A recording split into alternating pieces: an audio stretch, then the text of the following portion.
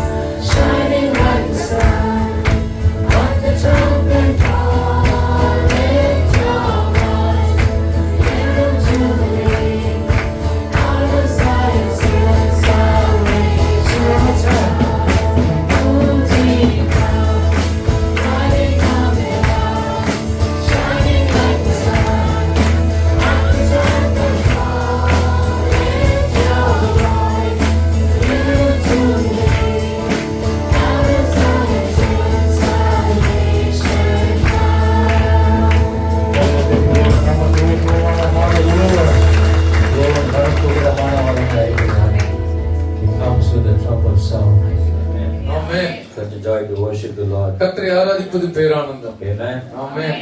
Thank you for all your praise and support and encouragement. உங்களுடைய எல்லா ஜெபங்கள், உதவிகள் எல்லாவற்றுக்கும் நன்றி. The Lord is so good. கர்த்தர் மிக நல்லவர். I want to talk to you about the will of God. தேவ சித்தத்தை குறித்து நான் பேசவிருக்கிறேன். What is the will of God in our life? நம்முடைய வாழ்க்கையில் கர்த்தருடைய சித்தம் என்ன? Your life is not going to be successful until you know the will of God. தேவனுடைய சித்தத்தை அறிகிற வரைக்கும் உங்களுடைய வாழ்க்கை வெற்றி உள்ளதாக இருக்க போவதில்லை. Jesus taught us to pray in Matthew chapter 6. மத்தேயு 6ஆம் அதிகாரத்தில் இயேசு நமக்கு ஜெபிக்க கற்றுக் He கொடுத்தார். taught us to pray to our Father. நம்முடைய பிதாவை நோக்கி ஜெபிக்க கற்றுக் கொடுத்தார். Jesus prayed like this, your will be done on earth as it is in heaven. இயேசு இப்படி கற்றுக் கொடுத்தார். பரமண்டலங்களில் உம்முடைய சித்தம் செய்யப்படுவது போல இந்த பூமியிலேயும் செய்யப்படுவதாக. Amen. Amen. In John chapter 4 verse 34. யோவான் 4ஆம் அதிகாரம் 34ஆம் வசனத்தில் Jesus, he said about his own life. தம்முடைய சொந்த வாழ்க்கை குறித்து அவர் He பேசுகிறார். said, my food is to do the will of the Father who sent me and to finish it. என்னை அனுப்பின பிதாவுடைய சித்தத்தை செய்து முடிப்பதே என்னுடைய போஜனமாய் இருக்கிறது என்று தம்முடைய வாழ்க்கை குறித்து இயேசு சொன்னார். We should not only do the will of God, but we should finish the will of the Lord. தேவனுடைய சித்தத்தை செய்வது மட்டுமல்ல, செய்து முடிப்பது நம்முடைய அழைப்பாக இருக்கிறது. To know the will of God is the greatest knowledge on this earth. தேவனுடைய சித்தத்தை அறிவதுதான் பெரிய அறிவு. இந்த உலகத்திலேயே மிகப்பெரிய அறிவு அதுதான். To find the will of God is the greatest discovery on this earth. இந்த பூமியிலேயே தேவனுடைய சித்தத்தை அறிவதுதான் மிகப்பெரிய கண்டுபிடிப்பு.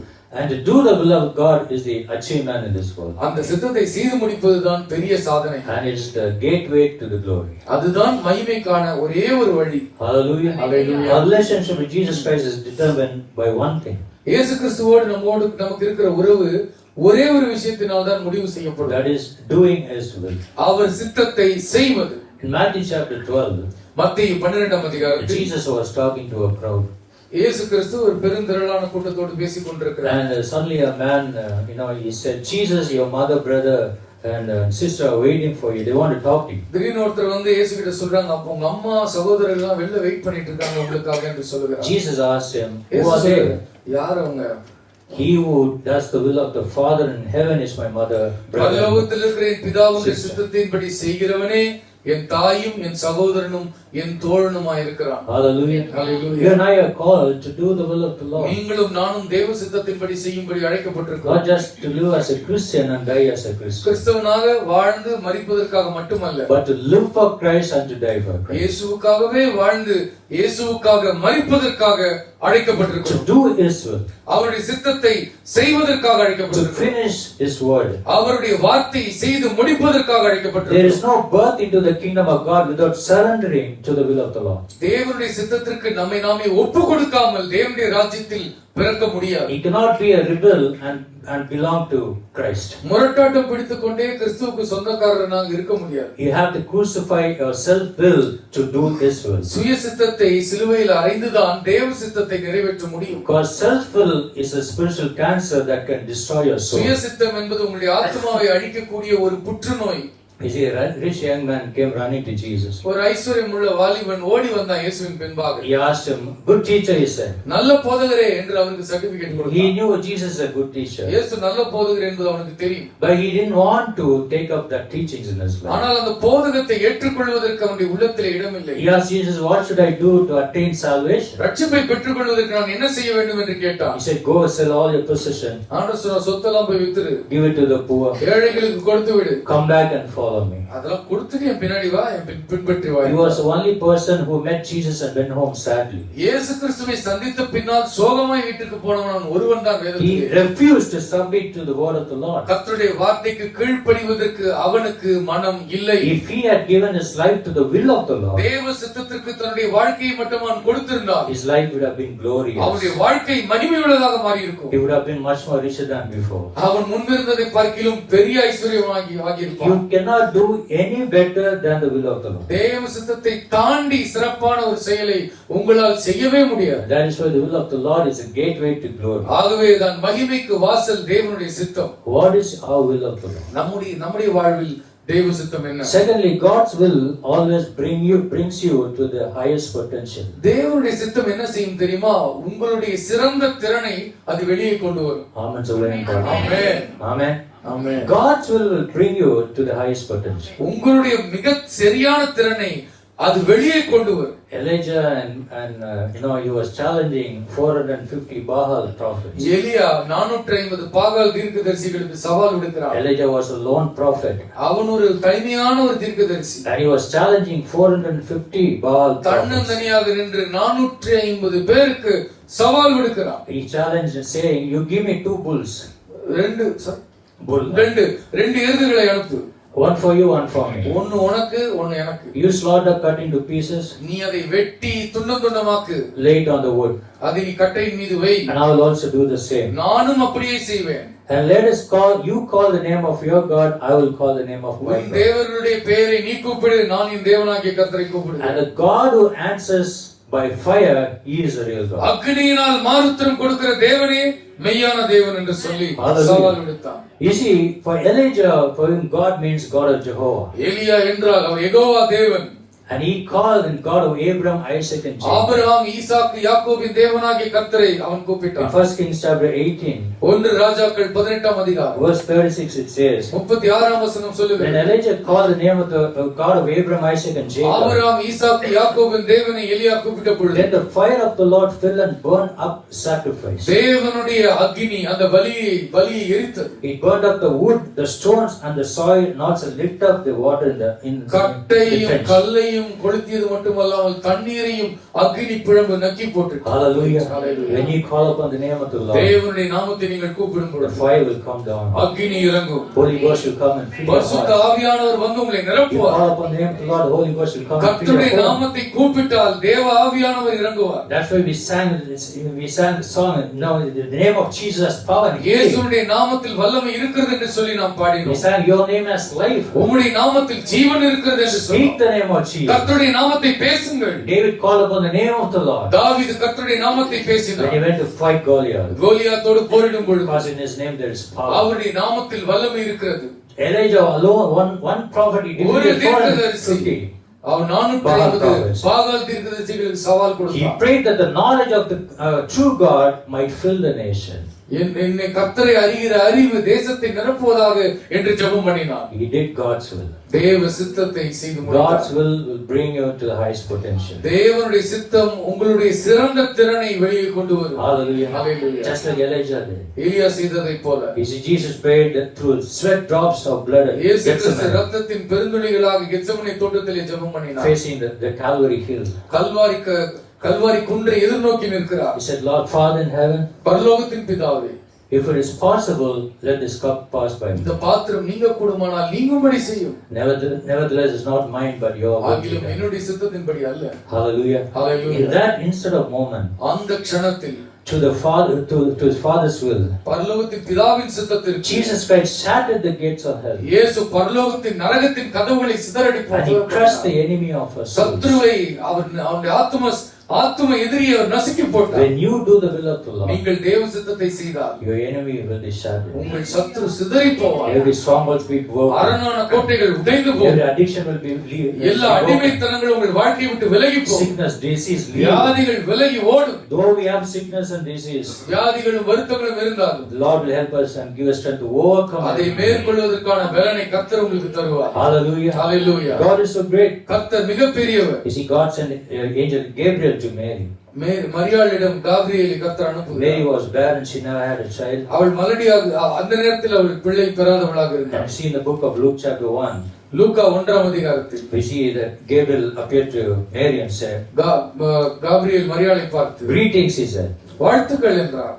You who are highly favored, the Lord is with you, he said. கர்த்தருடைய கண்களில் உனக்கு தயவு கிடைத்தது, கர்த்தர் உன்னோடு இருக்கிறார். Mary was greatly troubled at his words and wondered what kind of greeting is this. அந்த வார்த்தைகளை கேட்டு மரியாள் மிகவும் பயந்து இந்த வாழ்த்து எப்படிப்பட்டதோ என்று அவள் கலங்கினாள். But the angel prophesied to Mary saying, அங்கே தூதன் கர்த்தரை அவளை பார்த்து தீர்க்கதரிசனம் உரைத்தான். you will have a child and give birth, நீ ஒரு பிள்ளையை பெற்றெடுப்பாய், and you will name him Jesus. அவளுக்கு இயேசு என்று பெயரிடுவாயாக.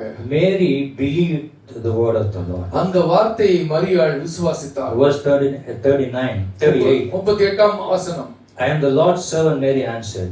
கர்த்தர் மரியாளை பார்த்து சொன்னார், may it be to me as you have said. ஆமா, ஆண்டவனே உம்முடைய வார்த்தையின்படி எனக்கு ஆக கடவுது என்று மரியாள் In சொன்னார். other words, she said, let it be to me according to your word. உம்முடைய வார்த்தையின்படி எனக்கு ஆகட்டும் என்று சொன்னார். If she had said no to the will of the Lord, அங்கே தேவ சித்தத்திற்கு அவள் மறுப்பு தெரிவித்திருந்தால், if she had said no, I cannot bear anymore. நான் ஒரு கன்னி, நான் பெற முடியாது என்று அவள் சொன்னார். I have been waiting for so many years. நான் பல ஆண்டுகளாக காத்திருக்கிறேன். If she had refused to the will of the Lord, தேவ சித்தத்திற்கு அவள் மறுப்பு she தெரிவித்திருந்தால், had been just another person who missed her highest potential. அவளுடைய சிறந்தவற்றை செய்ய முடியாத ஒரு சாதாரண பெண்ணாக இருந்திருப்பாள். She obeyed God's word. தேவ சித்தத்திற்கு மரியாள் ஒப்பு She கொடுத்தாள். never refused the will of the Lord. தேவ சித்தத்திற்கு மறுப்பு How many தெரிவிக்கவில்லை. times God has given you promises, எத்தனை முறை ஆண்டவர் உங்களுக்கு வாக்குத்தத்தத்தை தந்திருக்கிறார். but you have doubted. அதை நீங்கள் சந்தேகப்படுகிறீர்கள். If you doubt God's promises, தேவ வாக்குத்தத்தத்தை நீங்கள் that means சந்தேகப்பட்டால், you are refusing the will of the Lord. தேவ சித்தத்திற்கு நீங்கள் மறுப்பு Because தெரிவிக்கிறீர்கள். God is ready to do something great. பெரிய காரியத்தை உங்கள் வாழ்க்கையில் செய்வதற்கு ஆண்டவர் He is ready to ஆயத்தமாயிருக்கிறார். do something supernatural. இயற்கைக்கு அப்பாற்பட்ட காரியத்தை செய்வதற்கு அவர் ஆயத்தமாயிருக்கிறார். But now, human mind, we refuse, we doubt. நம்முடைய மனதில் எப்போதும் சந்தேகம். We pray and we say, will that happen? Will this happen? ஜெபம் பண்ணி முடிச்சிட்டு இது நடக்குமா என்று கலங்குகிறோம். According to your mind, it will never happen. உங்களுடைய சந்தேகத்தின்படி அது நடக்காமல் போகும். But with God, all things are possible. ஆனால் தேவனால் எல்லாம் கூடும். Hallelujah. Hallelujah. There's a man called John Templeton. John Templeton என்று ஒரு தேவ மனிதன் He was a இருந்தார். great economist. அவர் ஒரு பெரிய பொருளாதார And he நிபுணர். invested a lot of money and made a lot of money. அவர் நிறைய பணத்தை விதைத்து நிறைய பணத்தை சம்பாதித்தார். And he became one of the financial masters in the 20th century. 20ஆம் நூற்றாண்டிலே பொருளாதாரத்தில் ஒரு பெரிய மேதையானார். Then he formed a organization called Templeton World Fund. Templeton உலக பண மையம் என்ற ஒரு விஷயத்தை In உருவாக்கினார். 2002, 2002ஆம் ஆண்டு he gave $100 million, that is lots of crores of rupees, to send missionaries to the ends of the earth. உலகம் எங்கிலும் செல்வதற்கு $100 மில்லியன் அவர் செலவழித்தார் மிஷனரிகளை He அனுப்ப. obeyed God's will தேவ சித்தத்திற்கு அவர் கீழ்ப்படித்தார். and it brought him to the highest potential. அவருடைய சிறந்த திறனை அவருக்குள் இருந்து அது கொண்டு If வந்தது. you're faithful in little things, நீங்கள் கொஞ்சத்தில் உண்மையுள்ளவர்களாக இருந்தால் God will keep you there. ஆண்டவர் உங்களை அப்படி செய்வார். Hallelujah. Hallelujah. You know, God is so great. கர்த்தர் We மிகப்பெரியவர். can never succeed in life, we can never succeed in business and marriage until we do the will of the Lord. தேவ சித்தத்தை செய்கிற வரைக்கும் உங்கள் வியாபாரத்தில், உங்கள் குடும்பத்தில், உங்கள் சொந்த வாழ்க்கையில் உங்களால் வெற்றி பெற முடியாது. Do His will. தேவ சித்தத்தை செய்து முடியுங்கள். What is the will of God? தேவ சித்தம் என்ன?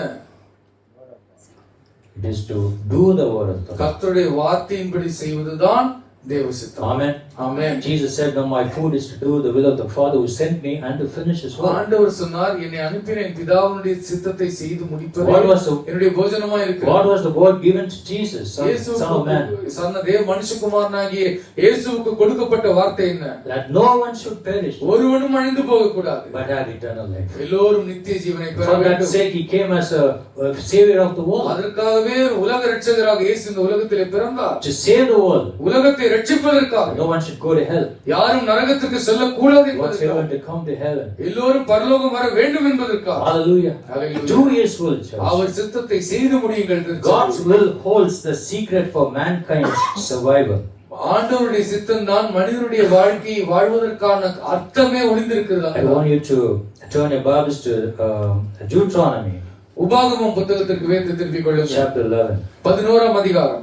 Bible talks about, when you obey the commandments of the Lord, தேவனுடைய சித்தத்திற்கு நீங்கள் கீழ்ப்படிந்தால் வேதம் சொல்லுகிறது there is blessing. அங்கே ஆசீர்வாதம் இருக்கிறது. But if you disobey the commandment of the Lord, தேவனுடைய சித்தத்திற்கு நீங்கள் கீழ்ப்படியாமல் போனால் there is curse. அங்கே சாபம் இருக்கிறது. You see, Deuteronomy chapter 11, உபாகமம் 11ஆம் அதிகாரம் 26 to 28. 26 முதல் 28ஆம் வசனம் வரைக்கும். See, I am setting before you today a blessing and a curse. இதோ இன்று நான் உனக்கு முன்பாக ஆசீர்வாதத்தையும் சாபத்தையும் வைக்கிறேன். The blessing if you obey the commands of the Lord your God that I am giving you today. இன்று நான் உங்களுக்கு கற்பிக்கிற உங்கள் தேவனாகிய கர்த்தரின் கற்பனைகளுக்கு கீழ்ப்படிந்தீர்களானால் ஆசீர்வாதமும். The curse if you disobey the commands of the Lord your God and turn from the way that I command you today by following other gods which you have not known. எங்கள் தேவனாகிய கர்த்தரின் கற்பனைகளுக்கு கீழ்ப்படியாமல் இன்று நான் உங்களுக்கு விதிக்கிற வழியை விட்டு விலகி நீங்கள் அறியாத வேறே தேவர்களை பின்பற்றுவீர்களானால் சாபமும் வரும். There is blessing when we obey His word. கர்த்தருடைய வார்த்தைக்கு கீழ்ப்படிந்தால் There is ஆசீர்வாதம். also a curse when we disobey His word. கர்த்தருக்கு கீழ்ப்படியாமல் போனால் சாபமும் வரும். Someone said there is nothing wrong in this world. இந்த உலகத்துல தீமைன்னு ஒண்ணு கிடையவே கிடையாது என்று சொன்னார்கள். but wrong will in this world.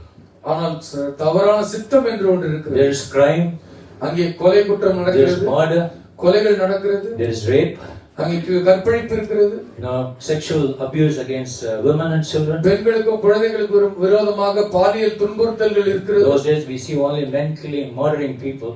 அந்த காலத்துல வந்து ஆம்பளைங்க தான் கொலை எல்லாம் பண்ணுவாங்க. Today, the women are killing their own husbands. இன்னைக்கு பெண்களும் சொந்த கணவர்களை கொலை Because செய்கிறார்கள். they want to run away with another man. இன்னொருத்தனோட ஓடுறதுக்காக கொலை செய்கிறார்கள். And the other news we saw just recently in Thiruvallur it happened. சீக்கிரம் சமீபத்துல பார்த்த ஒரு news. Because of sexual pleasures with another man, இன்னொரு மனுஷனோட இருக்கிற பாலியல் சந்தோஷத்திற்காக mother murdered their own children. ஒரு தாய் குழந்தைகளை கொலை செய்தார். Can you see இதெல்லாம் பார்க்க முடியுமா? what in the world we are living? இப்படிப்பட்ட உலகத்துல நாம் வாழ்ந்து கொண்டிருக்கிறோம். Wrong will in this world. இந்த உலகத்துல தவறான சித்தம் விருப்பம் இருக்கிறது. This rape, this condom culture. இங்க ஒரு காண்டம் கல்ச்சர் இருக்கிறது, ஒரு சீரழியும் கலாச்சாரம். Living together, they don't care about their lives. வாழ்க்கை பற்றிலாம் கவலை இல்லை, யாரோட வேணாலும் நான் வாழ்வேன் சேர்ந்து. People live in an attitude of who cares? யாருக்கு கவலை, இஷ்டம் போல இருப்பேன். I don't care about my parents. என் பெற்றோரை பற்றி எனக்கு கவலை I கிடையாது. don't care about my relations. என் உறவுகளை பற்றி எனக்கு கவலை I கிடையாது. don't care about my society. என் சமுதாயத்தை பற்றியும் எனக்கு கவலை I கிடையாது. don't care about my church. என் திருச்சபையை பற்றியும் எனக்கு கவலை இல்லை. I don't even care about God. எனக்கு தேவனை பற்றியும் கவலை இல்லை. I live the way that I want to live. எனக்கு எப்படிலாம் வாழணும்னு தோணுதோ அப்படியெல்லாம் வாழ்வேன். I don't care about if I lose my virginity. என்னுடைய கற்பை நான் இழப்பதை பற்றி எனக்கு கவலை இல்லை. That kind of culture is all over the world. இப்படிப்பட்ட ஒரு கலாச்சாரம் இங்கும் காணப்படுகிறது. Homosexuality in this world. ஓரின சேர்க்கை இங்கு காணப்படுகிறது. Abortion is in a high rate in India. இந்தியாவில் மிக அதிகமாக கருக்கலைப்பு நடந்து கொண்டிருக்கிறது. Because they live their own life because of their own will. சொந்த சித்தத்தின்படி இஷ்டத்துக்கும் வாழ்கிற ஒரு வாழ்க்கை. Collapsing the traditional family values. அவர்கள் பாரம்பரியமாக இருக்கிற குடும்ப உறவுகளினுடைய மேன்மையை சிதைத்து கொல்லுகிறார். Because of wrong will in this. அவர்களுக்கு இருக்கிற தவறான விருப்பத்தினாலே எல்லாவற்றையும் குலைத்து போடுகிறார். Why? Because we have stopped doing God's will. ஏனென்றால் அவர்கள் தேவ சித்தத்தை செய்வதை And நிறுத்திவிட்டார்கள். living by their own will. எப்படியெல்லாம் மனம் போன்ற போக்கிலே வாழ்கிறார்கள். Hallelujah. Hallelujah. It's very sad to know. மிகவும் பரிதாபமான விஷயம். The 10 commandments and the Christ teachings of Christ have addressed every social issues in this world. தேவனுடைய 10 கட்டளைகளும் கிறிஸ்துவனுடைய எல்லா உபதேசங்களும் உலகத்தில் உள்ள எல்லா சமுதாய பிரச்சனைகளுக்கான தீர்வாக விளங்குகிறது. We should have these 10 commandments in our hearts. இந்த 10 கட்டளைகளை நம்முடைய இருதயத்தில் எழுதி வைத்திருக்க In வேண்டும். our children's life. நம்முடைய பிள்ளைகளுக்கு மறுபடியும் கற்றுக் கொடுக்க I வேண்டும். think we should again teach all our children, right? நம்முடைய பிள்ளைகளுக்கு இதையெல்லாம் மறுபடியும் கற்றுக் கொடுக்க வேண்டும். Memorize all these 10 commandments. இவைகளை நீங்கள் மனப்பாடம் செய்ய வேண்டும். Because this world is full of sin. இந்த உலகம் பாவத்தினால் A நிறைந்திருக்கிறது. lot of traps in this world. இந்த உலகத்திலே பல கண்ணிகள் திறந்து கிடக்கிறது. Poverty does not cause any crime. வறுமையினாலே ஒருவனும் பாவம் செய்வதில்லை. But people who have no character, people who have no honor or values, they do it. நல்ல குணம் இல்லாதவர்கள், நல்ல மதிப்பீடு இல்லாதவர்கள், நல்ல ஒரு பண்பு இல்லாதவர்கள் தான் பாவம் செய்கிறார்கள். Because they have wrong will and doing their will. தவறான விருப்பம் இருக்கிறபடினால் சொந்த இஷ்டப்படி வாழ்கிறார்கள். God has given us the freedom.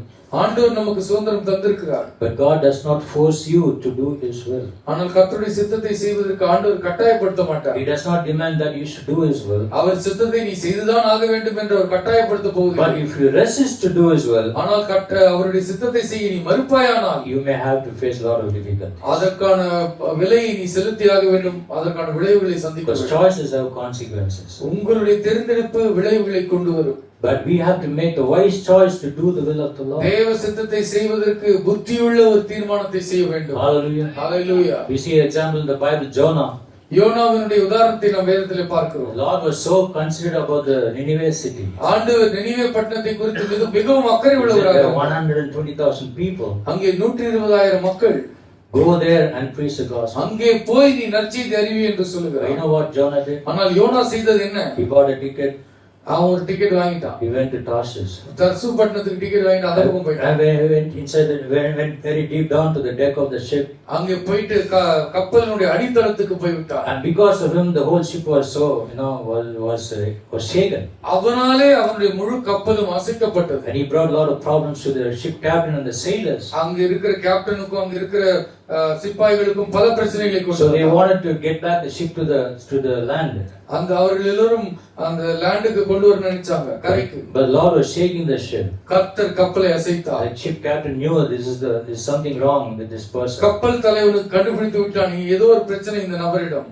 They all knew that God is going to punish him. கர்த்தர் ஏதோ தண்டனை அனுமதிக்கிறார் என்பதை அவர்கள் அறிந்திருந்தார்கள். So they carried him and they threw him into the தூக்கி water. தண்ணீரிலே தூக்கி போட்டார்கள். Because he did not do the will of the Lord. தேவனுடைய சித்தத்தை யோனா செய்யவில்லை. And God provided a great fish to swallow him. அவனை விழுங்குவதற்கு கர்த்தர் ஒரு பெரிய மீனை அனுப்பினார். If you resist to do the will of God, நீங்கள் தேவ சித்தத்தை செய்ய மறுத்தால் God has a great fish for you. ஆண்டவர் பெரிய சுறா மீனை வச்சிருக்கிறார். Amen. ஹalleluya. Amen. சொல்ல மாட்டீங்க, பெரிய fish இல்ல, மூலிகை சேனம் பண்றது. Amen. Amen. Or you'll have a white cane for you. Why? குச்சி கரும்பு. ஆமா. Amen. கரும்பு எடுத்துட்டு வருவார். This happened in Saul when he became Paul. Saul பவுலான பொழுது ஆண்டவர் செய்தார். He saw the light of Jesus. தேவனுடைய வெளிச்சத்தை அவன் கண்டான். Because Bible clearly says no one can see the glory of the Lord. தேவனுடைய மகிமையை ஒருவனும் காண முடியாது He என்று saw the light of Jesus and he became blind for 3 தேவ years. வெளிச்சத்தை அவன் கண்டு 3 நாள் குருடனாய் இருந்தான். Because God wants him to do his will. தேவ சித்தத்தை அவன் செய்ய வேண்டும் என்று கர்த்தர் விரும்பினார். So that is the God's will holds the secret for mankind's survival. மனிதன் வாழ்வதற்கான ரகசியம் தேவ சித்தத்திற்குள் மறைந்திருக்கிறது. There's always a blessing when we obey God's word. ஆண்டவருடைய சித்தத்திற்கு கீழ்ப்படிந்தால் பெரிய ஆசீர்வாதம் காத்திருக்கிறது. Commit our lives to God. So Lord, I will obey your word. ஆண்டவரை பார்த்து சொல்லுங்க, ஆண்டவரே நான் உம்மை நான் கீழ்ப்படிகிறேன். We don't disobey his word. தேவனுடைய வார்த்தைக்கு கீழ்ப்படியாமல் Then we போனால் have to go through a lot of struggles. பல கஷ்டங்கள் வழியாக தேவையில்லாமல் போக You வேண்டும். see, God's will is 3-dimensional. தேவனுடைய சித்தம் 3 கோணத்தில் We இருக்கிறது. all know the verse from Romans chapter 12 verse 1. ரோமர் 12ஆம் அதிகாரம் 1ஆம் வசனம் நாம் அனைவரும் Do not வசனத்தை conform any longer to the pattern of this இந்த world, உலகத்தின் முறைமைகளுக்கு நாம் ஒத்துப்போக கூடாது என்று வேதம் but சொல்கிறது. be transformed by the renewing of your mind, உங்களுடைய மனம் புதிதாகிறதுனாலே மறுரூபமாக so that you will be able to know His good, His pleasing and perfect will. தேவனுக்கு பிரியமும் பூர்ணமான சித்தம் இன்னதென்று நாம் அறிய வேண்டும் என்று வேதம் சொல்கிறது. God's will is 3-dimensional. கர்த்தருடைய சித்தம் 3 கோணத்தில் His good will, acceptable will and perfect will. அவருடைய சிறந்த சித்தம், ஏற்புடைய சித்தம் மற்றும் பூரண சித்தம். In the will of God, every believer can claim His promises. அவருடைய சித்தத்தில் தான் தேவனுடைய வாக்குத்தத்தங்களை ஒரு விசுவாசி சொந்தம் கொண்டாட முடியும். God gives always lots of promises for us. ஆண்டவர் நமக்கு பல விதமான வாக்குத்தத்தங்களை அள்ளி கொடுக்கிறார். We see in WhatsApp, we receive lots of promises from people. வாட்ஸ்அப்ல நிறைய வசனங்கள் வாக்குத்தத்தங்கள் நமக்கு வருகிறது. Blessing verses. நல்ல ஆசீர்வாதமான வசனங்கள் Immediately we say Amen, Hallelujah. எல்லாரும் ஆமென் என்று thumbs up எல்லாம் கொடுக்கிறோம். When you said the wages of sin is death, nobody. ஆனா பாவத்தின் சம்பளம் மரணம் என்றால் ஒரு கம்சியம் காணோம். Only blessing they will give. ஆசீர்வாதத்திற்கு மட்டும் அவர்கள் சந்தோஷமா இருக்கிறார்கள். We find lots of blessings in the word of the Lord. ஆனால் கர்த்தருடைய வார்த்தையிலே பலவிதமான So ஆசீர்வாதங்கள் that's good will, right? அது தேவன் நல்ல சித்தம் அல்லவா? So what is acceptable will? எது ஏற்புடைய சித்தம்? God's revealed will is the only will that is acceptable to Him. தேவனுடைய சித்தம் மட்டும் தான் ஏற்புடைய சித்தமாய் இருக்கிறது. Because man's natural will is rebellious and carnal. மனிதனுடைய இயற்கை சுபாவமே எதிர்த்து நிற்பதும் மாம்சத்துக்குரியதுமாய் இருக்கிறது. In Romans chapter 8 verse 6 to 8, ரோமர் 8ஆம் அதிகாரம் 6 முதல் 8ஆம் வசனங்களில் and you can go home and read that verse. நீங்கள் வீடுகளுக்கு சென்று அதை வாசியுங்கள். So man's natural will is rebellious or carnal. மனுஷன் எப்பொழுதுமே மாம்சத்துக்குரியவைகளையும் முரட்டாட்டம் உள்ளதையும் தான் தெரிந்து And கொள்வான். Satan's will is totally evil. சாத்தானுடைய சித்தம் எப்பொழுதும் பொல்லாப்பானது. So to what degree that your will conform to God's will? உங்களுடைய சித்தம் தேவ சித்தமாய் மாறுவதற்கு நீங்கள் செய்ய வேண்டியது என்ன? Is it doing the will of the devil? பிசாசுடைய சித்தத்தை செய்வதா? Is it doing your own will, self will? உங்களுடைய சுய சித்தத்தை செய்வதா? Or the will of God? அல்லது தேவ சித்தத்தை செய்வதா? See, it is impossible to please God and walk in man's carnal way. மாம்சத்திலே நடந்து கொண்டே தேவனுக்கு பிரியமாய் வாழ்வது கூடாத காரியம். That is acceptable will, right? அது ஏற்புடைய சித்தம் தான் இல்லையா? And perfect will is, பூரணமான சித்தம் என்ன? because God is perfect, ஆண்டவர் பூரணராய் இருக்கிறபடியால் His will also be perfect. அவருடைய சித்தமும் பூரணமானதாக இருக்கும். Hallelujah. Hallelujah. The will of God can be discovered and obeyed by every believer. ஒவ்வொரு விசுவாசியும் தேவ சித்தத்தை அறியவும் முடியும், அதை பின்பற்றவும் முடியும். In the book of Ephesians chapter 1 verse 9. எபேசியர் 1ஆம் அதிகாரம் 9ஆம் வசனத்தில், Because He has revealed to us the mystery of His will in this world. இந்த உலகத்தில் தேவ ரகசியத்தின் மர்மத்தை அவர் நமக்கு வெளியரங்கமாக்கி இருக்கிறார். So Apostle Paul calls it as good and acceptable and perfect will of God. தேவனுக்கு பிரியமும் பூரணமாய் இருக்கிற தேவனுடைய சித்தம் என்று அப்போஸ்தலனாகிய பவுல் அதை அழைக்கிறார். Finally we see there are three ways to know the perfect will of God. கடைசியாக தேவனுடைய பூரணமான சித்தத்தை அறிவதற்கான மூன்று வழிகளை பார்ப்போம். We know the will of God is written through the word of God. தேவனுடைய சித்தம் தேவனுடைய வார்த்தையில் எழுதப்பட்டிருக்கிறதை பார்க்கிறோம். God's word and God's will are the same. கர்த்தருடைய வார்த்தையும் கர்த்தருடைய சித்தமும் ஒன்றே. You can never do something contrary to the word of God and be in the will of God. கர்த்தருடைய சித்தத்திற்கு விரோதமா கர்த்தருடைய சித்தத்தை செய்கிறேன் என்று சொல்லி கர்த்தருடைய வார்த்தைக்கு விரோதமாக உங்களால் ஒன்றும் செய்ய முடியாது. You can never do that. அதை நீங்கள் செய்ய முடியவே முடியாது. Go to the word of God. கர்த்தருடைய வார்த்தைக்கு போங்கள். Find out what the word of God says. கர்த்தருடைய வார்த்தை என்ன சொல்லுகிறது என்று பாருங்கள். Obey it and do it. அந்த வார்த்தைக்கு நீங்கள் கீழ்ப்படிந்து அதை செயல்படுத்துங்கள். Hallelujah. Hallelujah. Then you will know the perfect will of God. அப்பொழுது கர்த்தருடைய பூரணமான சித்தம் என்னது என்பதை நீங்கள் அறிந்து கொள்வீர்கள். Secondly, we know God's will is through circumstances. இரண்டாவதாக தேவனுடைய சித்தத்தை நீங்கள் சூழ்நிலைகள் மூலமாக அறிந்து கொள்ளலாம். Because God controls the circumstances. ஏனென்றால் உங்கள் சூழ்நிலைகளை எல்லாம் கர்த்தர் ஆளுகை செய்கிறார். எத்தனை பேர் நம்புகிறீர்கள்? Every situation that we go எல்லா சூழ்நிலை நீங்கள் சந்திக்கிற ஒவ்வொரு சூழ்நிலையும் you think that you are controlling. நீங்க நினைக்கிறீங்க நீங்க தான் எல்லாத்தையும் உங்க கண்ட்ரோல்ல God வச்சிருக்கீங்க. controls. ஆண்டவர் ஆளுகை செய்கிறார். Otherwise we wouldn't be there here in this morning. இன்றைக்கு இந்த காலை நேரத்தில் இங்கே நீங்கள் அமர்ந்திருக்க மாட்டீர்கள்.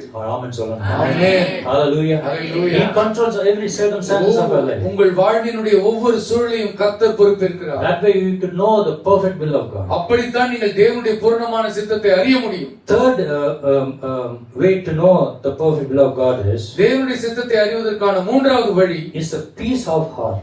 உள்ளத்தில் இருக்கிற தேவ சமாதானம். Hallelujah. Hallelujah. Isaiah chapter 26 verse ஏசாயா 26 அதிகாரம் 3 வசனம். You see church, when you're walking into an experience நீங்கள் ஒரு அனுபவத்தின் வழியாக செல்லும் பொழுது or a relationship ஒரு உறவின் வழியாக செல்லும் பொழுது or when you're walking into a business deal, ஒரு புதிய வியாபாரத்திற்குள்ளே நீங்கள் செல்லும் பொழுது something tells you stop. ஏதோ ஒன்னு சொல்லு, நிறுத்து என்று சொல்லும். Amen. Amen. What you should do? நீ என்ன செய்யணும்? Don't take a step forward முன்னாடி கால் எடுத்து வைக்காதீர்கள் until you have the peace of mind. உங்களுக்கு மனதிலே சமாதானம் வருகிற வரைக்கும் காலடி எடுத்து Especially for young people, when you make decision, the partners for your future life. முக்கியமாக வாலிபர்கள் உங்களுடைய எதிர்கால துணையை நீங்கள் தேர்ந்தெடுக்கும் பொழுது, When you are into a relationship, நீங்கள் ஒரு உறவுக்குள்ளாக செல்லும் பொழுது, be careful that you are into a good relationship. நீங்க நல்ல உறவுக்குள் செல்லுகிறீர்களா என்று சொல்லி ஜாக்கிரதையாக இருங்கள். Don't make any false decision. பொய்யான ஒரு தப்பான முடிவு எடுக்காதீர்கள். Today lots of young people they have boyfriends, girlfriends. இன்னைக்கு வாலிபர்களுக்கு பாய் ஃப்ரெண்ட் கேர்ள் ஃப்ரெண்ட் இருக்காங்க. They choose anybody they want. இஷ்டத்துக்கு மனசுக்கு பிடிச்சது பார்த்தவன் எல்லாரையும் தேர்ந்தெடுக்கிறார்கள். They are not with God. They are away from God. They don't even know the Lord. ஆண்டவரை அறியாதவர்கள், ஆண்டவரை விட்டு விலகி இருக்கிறவர்கள், ஆண்டவரை ஏற்றுக்கொள்ள மறுக்கிறவர்கள், எல்லோரோடும் அவர்கள் உறவு வைக்கிறார்கள். They are from different faith and religion. வேறொரு மதம், வேறொரு நம்பிக்கையில் இருக்கிறவர்கள். In the future they suffer a lot. எதிர்காலத்திலே மிகுந்த துயரத்தை அனுபவிப்பார்கள். See all these experiences. இதெல்லாம் நாங்கள் பார்த்து கொண்டுதான் இருக்கிறோம். So when you make that decision, நீங்கள் ஒரு தீர்மானத்தை செய்யும் பொழுது, something tells you to stop. ஏதோ ஒன்று உங்களுக்கு சொல்லுகிறது நிறுத்து, போகாதே. Whether it's business deal, அது வியாபாரத்தின் முடிவாக sometimes in இருக்கலாம். ministry I have done my own will.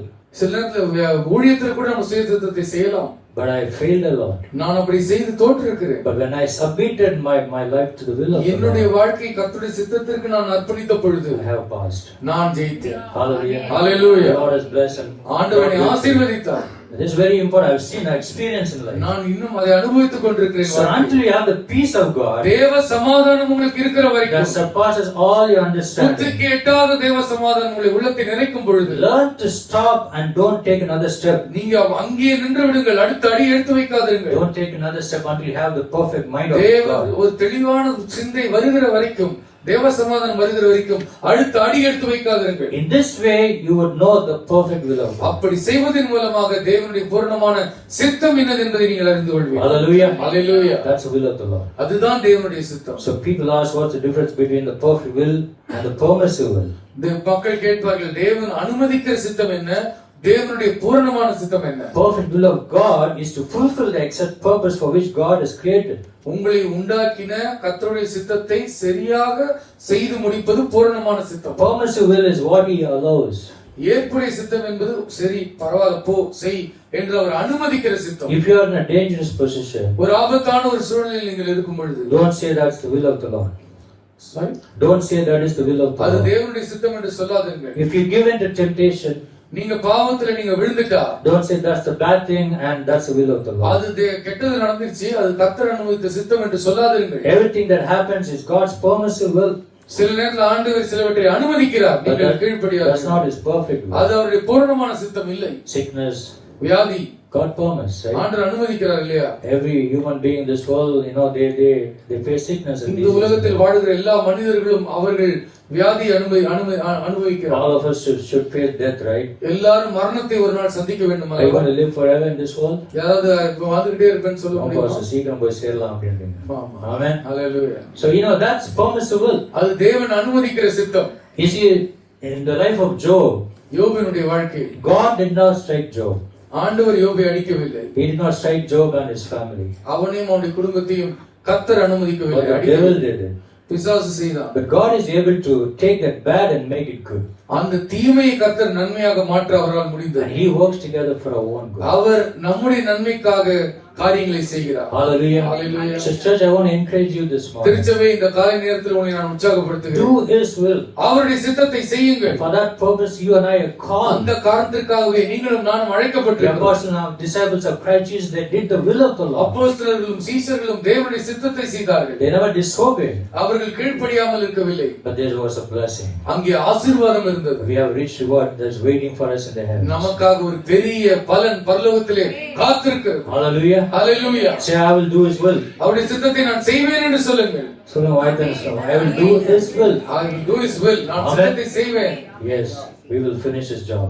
அவருடைய வேலையை நாம் செய்து முடிப்போம். So fight the good fight of faith. விசுவாசத்தின் நல்ல போராட்டத்தை போராடுங்கள். Keep the faith.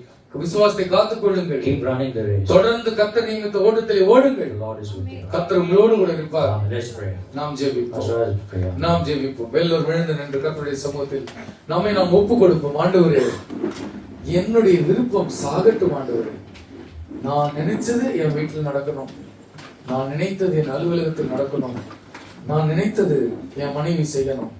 நான் நினைத்தது என் பாஸ்டர் செய்யணும்.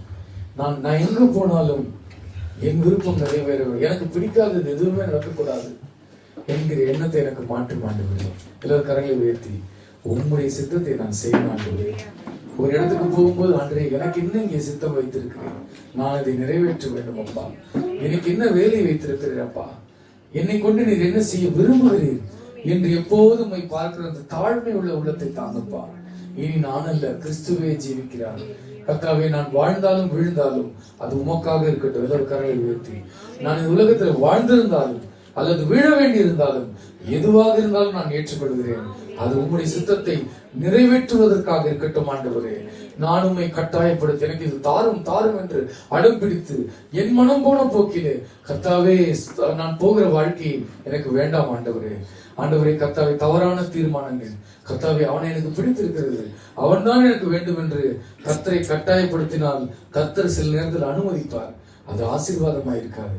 கரங்களை உயர்த்தி, அப்பா, என் சித்தம் அல்ல, உம்முடைய சித்தம் என் வியாபாரத்தில், என் குடும்பத்தில், என் பிள்ளைகளுடைய வாழ்க்கையில், என் கணவருடைய வாழ்க்கையில், என்னுடைய மனைவியுடைய வாழ்க்கையில், என் பிள்ளைகளுடைய வாழ்க்கையில், என்னுடைய திருச்சபையில் நான் எங்கு சென்றாலும் உம்முடைய சித்தம் நடக்கட்டும்.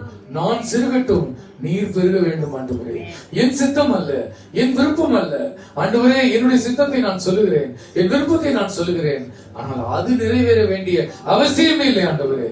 உம்முடைய சித்தம் நடக்கட்டும். நீர் ஒப்பு கொடுத்தது போல இந்த பாத்திரம் நீங்க கூடுமானால் நீங்கும்படி செய்யும். ஆகிலும் என் சித்தத்தின்படி அல்ல பிதாவே, உம்முடைய சித்தத்தின்படி ஆக கடவுள் என்று நீர் ஒப்பு கொடுத்தது போல முடிவு பரியந்தம் நாங்கள் உம்முடைய சித்தத்திற்கு எங்களை ஒப்பு கொடுக்க உதவி செய்வீராக. மாம்சம் சொல்லுகிறபடி நாங்கள் நடவாமல், மாம்சம் எங்களுக்கு எப்பொழுதுமே கீழ்ப்படியாமையும் முரட்டாட்டமும் இச்சைகளையும் தான் ஆண்டவரை சொல்லிக் கொடுக்கும். நாங்கள் அவைகளை கட்டுப்படுத்தி அவைகளை கொன்று நாங்கள் உம்முடைய சித்தத்தை நிறைவேற்ற எங்களுக்கு அந்த நிதானத்தை தாரும். அவசரமாய் மாம்சம் சொல்லுகிறபடி நாங்கள் நடக்காமல் நாங்கள் நின்று நிதானித்து ஆராய்ந்து இது தேவனுக்கு பிரியமான வழிதானா என்று யோசித்து ஜெபித்து நாங்கள் சிறந்தவற்றை தெரிந்திருக்க உதவி செய்யும். கேட்ட வசனத்தின்படி எங்கள் வாழ்க்கையை மாற்றிக்கொள்ள உதவி செய்யும். இயேசுவின் நாமத்தில் ஜெபிக்கிறோம் பிதாவே.